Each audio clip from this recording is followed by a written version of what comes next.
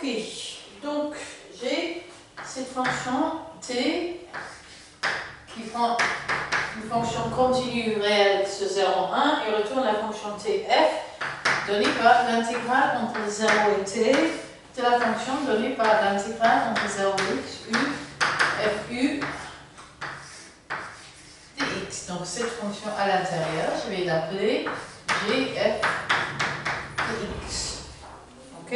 Et je vais montrer que, pour montrer que c'est bien défini, on va montrer d'abord que gf est bien défini et continue en x. Ok? Donc je note que f est donc bien défini, u, f, u continue et donc elle est intégrable sur tout intervalle fermé.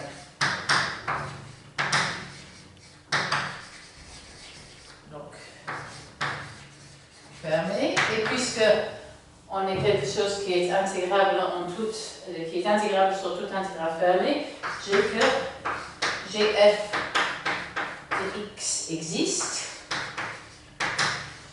Et je note en plus que pour toute delta positive telle que x plus delta est plus petit ou égal à 1, de sorte que ça soit défini, j'ai que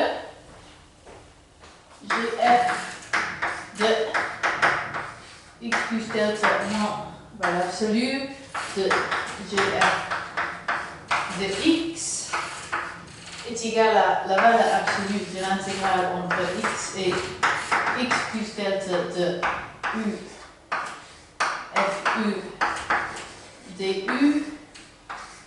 qui est plus petit ou égal à delta fois le max sur 0,1 de valeur absolue de u f de u. Et puisque f est continu sur un compact, il est borné étant c'est borné, et donc ce maximum est fini. Et donc j'ai que gf est bien défini et continu. Continue en x. Et du coup, par le même argument, j'ai que l'intégrale de 0 à t de gf de x est bien défini et continue en t.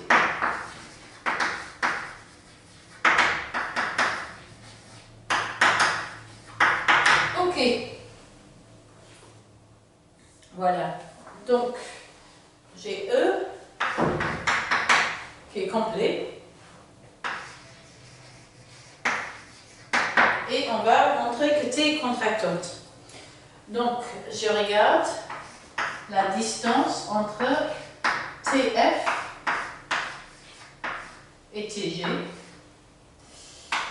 qui est le sup sur x en 0,1 de valeur absolue de TF de x moins TG de x.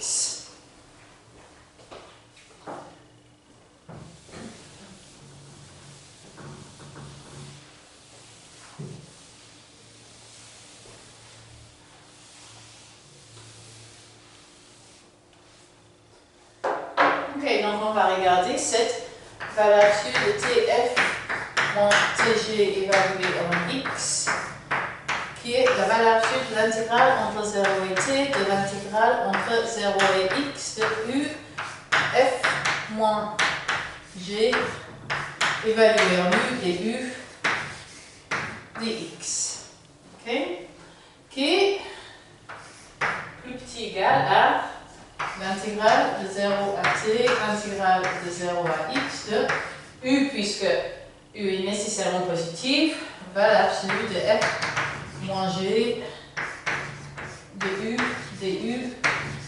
dx. Alors, cette valeur absolue de f moins g est au plus de u est au plus la norme n infinie de f moins g. Donc, c'est u petit égal à l'intégrale de 0 à t, l'intégrale de 0 à x, u, norme infinie de f moins g du dx. Et maintenant, cette norme infinie de f moins g est une constante, donc je peux le sortir de l'intégrale.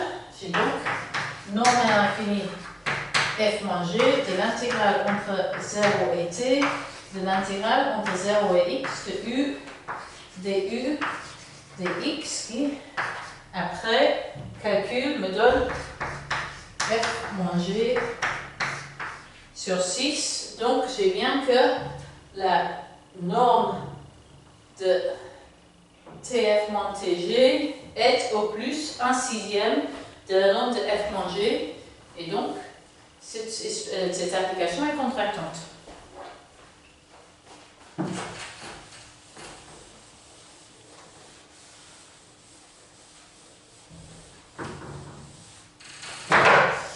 Et donc, cette application est contractante. C'est contractante, et donc,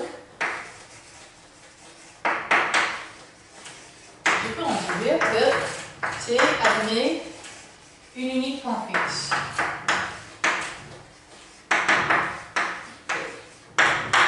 Donc, je suppose que je vais appeler f. Donc, mon f satisfait l'équation intégrale de 0 à t, f de t est égal à l'intégrale de 0 à t, intégrale de 0 à x de u, f de u, du, dx. Et note que ça implique en particulier que f de 0 est une intégrale de 0 à 0 d'une fonction continue, donc c'est égal à 0. Donc maintenant, je dérive f de t. Ok? Je dérive l'intégrale d'une fonction continue. Le théorème fondamental de l'analyse me dit que ça me donne la fonction continue évaluée à la limite de l'intégrale qui est t. Donc c'est l'intégrale entre 0 et t de u, fu, du. Et encore une fois, je note que ceci implique que f' de 0, c'est l'intégrale de 0 à 0 d'une fonction continue. Ça me donne 0.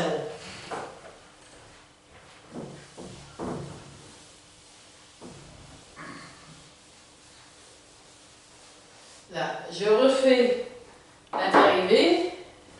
Encore une fois, je suis en train de prendre la dérivée de l'intégrale de 0 à t d'une fonction continue. Le résultat, c'est juste l'évaluation de la fonction continue au point t. F de t est égal à t, f de t, donc autrement dit, f de t moins t, f de t est égal à 0. Et donc, ce que j'ai dit, c'est que cet unique point fixe était une solution de l'équation. Ok? Donc, se pose maintenant que f de 0 est égal à f' de 0 est égal à 0 et f de t est égal à t, f t pour tout t. Ok? On va montrer que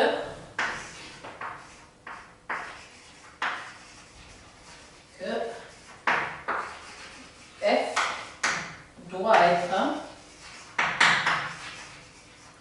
une point fixe de t. Donc j'ai besoin de ça pour conclure que le point fixe de la solution est unique. Ok? Donc,